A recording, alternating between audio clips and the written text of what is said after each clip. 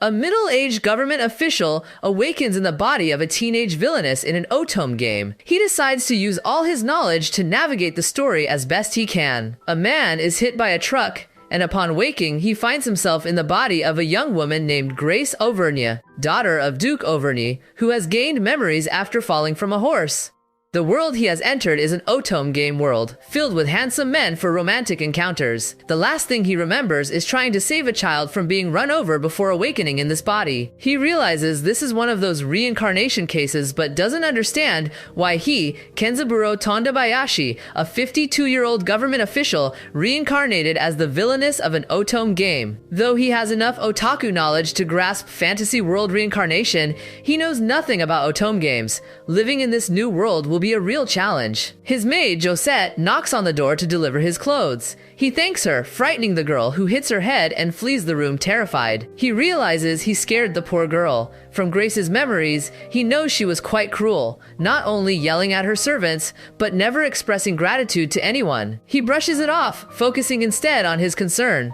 With such a personality, Grace was clearly destined to be the great villainess of this world. Kenzaburo remembers his daughter, Hinako, playing this game in the living room. It was called Magic Academy, Love and Beast. Just seeing the cover filled with handsome boys was enough to recognize it as an otome game. The fact that his daughter played it openly confirmed her otaku nature. Hinako proudly admitted it, and when Kenzaburo asked about the blonde girl on the screen, she explained that she was the villainess who always caused trouble for the protagonist. Based on what he saw that day, along with Grace's knowledge, Kenzaburo figures out which game he's trapped in. He's about to start attending the Magic Academy as the villainess, and naturally, the protagonist must also be there. The girl walking through the door with a hopeful smile until she clumsily trips is the game's protagonist, Anna Doll, the kind-hearted yet clumsy character meant to earn the player's empathy. Hinako had explained that despite everything, Anna was excited to start school, but was stopped by Grace, who was annoyed that a commoner like Anna was attending a noble academy. Grace made Anna feel inferior and insulted her family, driving Anna to study harder to prove she deserved a place at the academy. Kenzaburo confronts Anna. The other students eagerly await the encounter. Grace acknowledges Anna's top exam score but reminds her that the academy is for nobles. However, since Anna managed to gain entry, Grace unexpectedly congratulates her parents on their excellent education, letting his paternal feelings slip despite his role as the villainess. Anna cries, feeling honored by Grace's words, though the onlookers assume Grace must have said something deeply offensive. Under pressure from the crowd, Grace takes Anna aside to calm her down.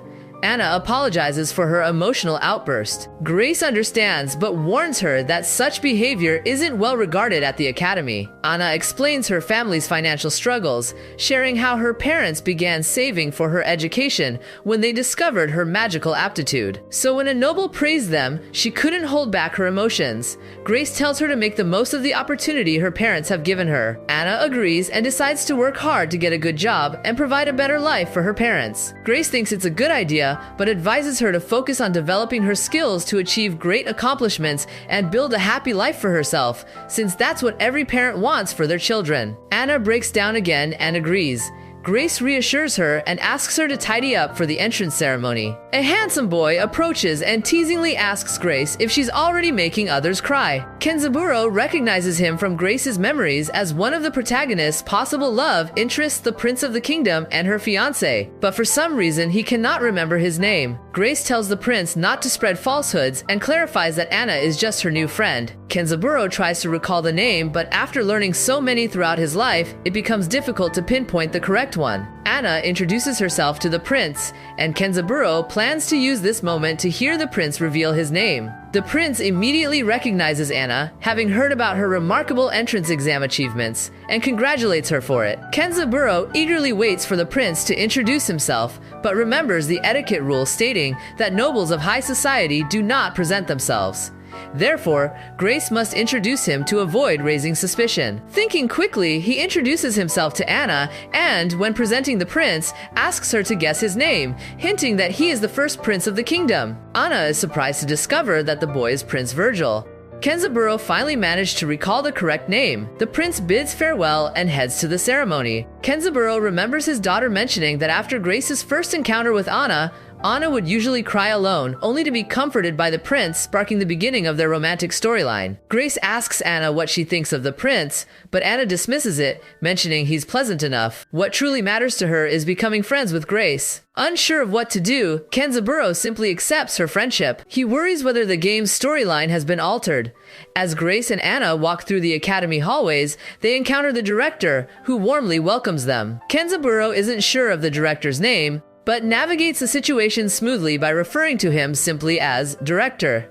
With a courteous bow, he expresses gratitude for his support. Every move Kenzaburo makes is naturally mirrored by Grace, adopting the graceful demeanor of a high-class lady. This behavior earns her recognition as the Academy's new student representative at the entrance ceremony. In class, the teacher introduces spellbooks and explains their functions. Kenzaburo realizes that the story is unfolding just as it did at the beginning of the game. Excited about studying magic, he observes Anna sitting beside him, brimming with enthusiasm for the new lessons. Despite being the protagonist, Anna has become attached to the villainess. Anna chatters excitedly about the spellbook, prompting Grace to ask her to save her celebrations for later and remain silent in class.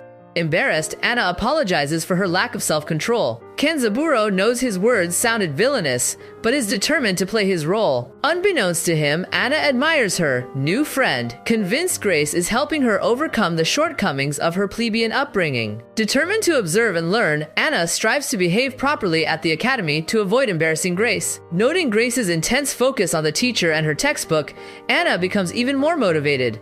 Meanwhile, Kenzaburo revels in his newfound youthful eyesight, finding pleasure in reading without strain. Inspired by Grace's dedication, Anna's motivation parameters soar within the game's system. After handing out textbooks, the teacher announces the day's most important task. A cabinet walks into the room.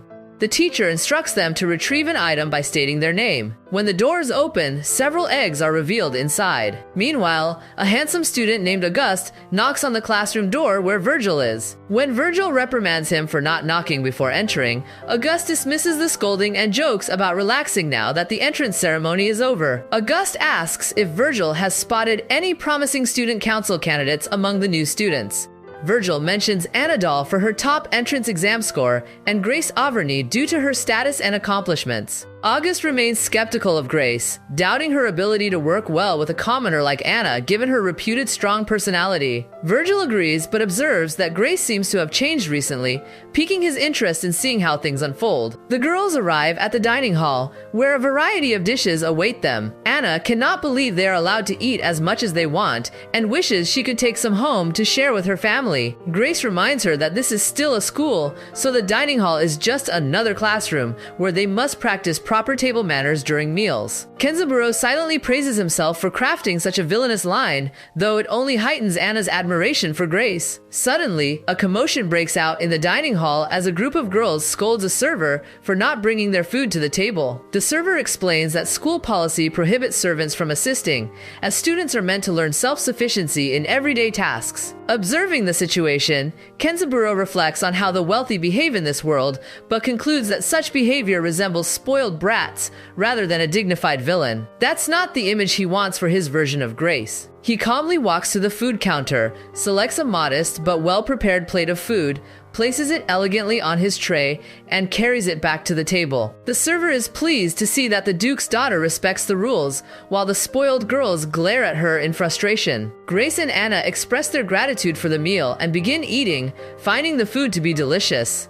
The embarrassed girls eventually get up to prepare their own plates. Kenzaburo finds the abundance of food unrealistic for the game's story, but remains convinced that the people in this world are real and should be treated with proper respect. Despite being a humble worker with basic etiquette skills, he knows he must finish his meal, return his plate, and thank the chef. Grace stands, hands her tray to the server, and politely asks him to convey her gratitude to the chef for the excellent meal. Seeing this, the spoiled girls aspire to imitate her, and soon thanking the chef becomes a tradition at the school.